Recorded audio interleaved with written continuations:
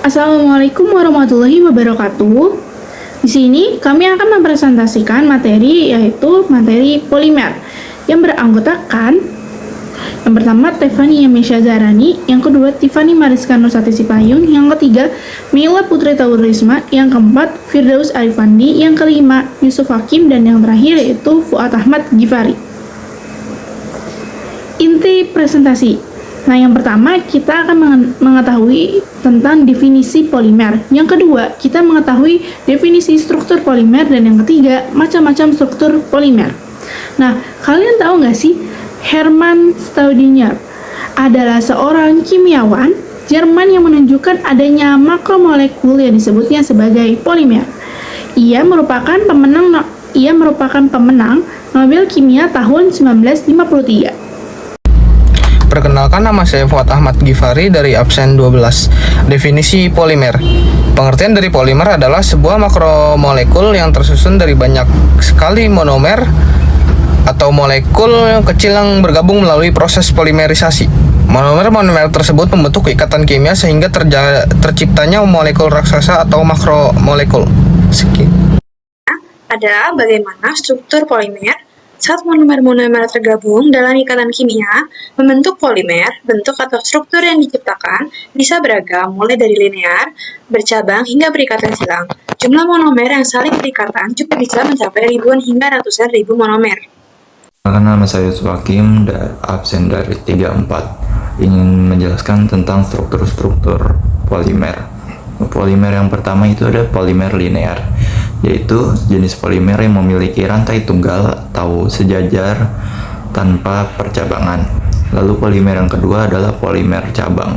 Dari namanya aja sudah ada cabang, jadi tentu saja polimer ini rantainya bercabang.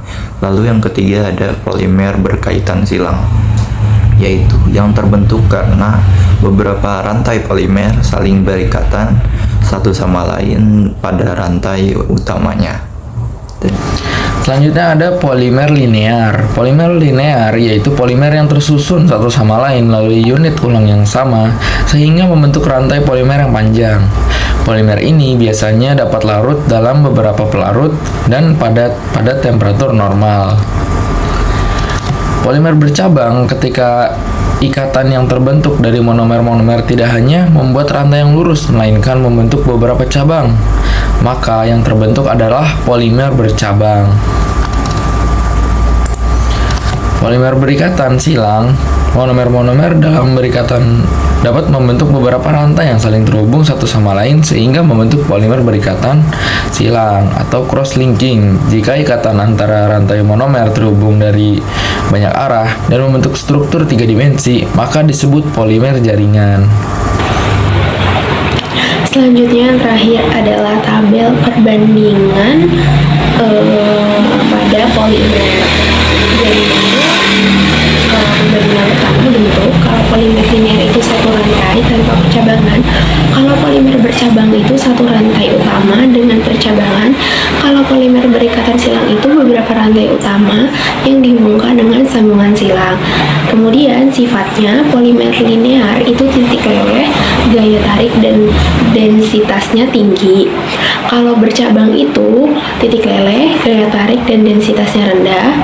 Kalau polimer berikatan silang itu dia sangat keras, kaku dan rapuh.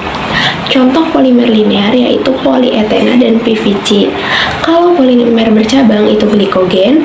Kalau polimer berikatan silang itu bakelit dan resin urea formaldehida. Nah, untuk strukturnya bisa dilihat di gambar ya. Kalau linear itu lurus, kalau bercabang itu ada cabangnya, kalau berikatan silang itu bercabang dan saling berhubung. Sekian dari kelompok kami, kurang lebihnya mohon maaf. Wassalamualaikum warahmatullahi wabarakatuh.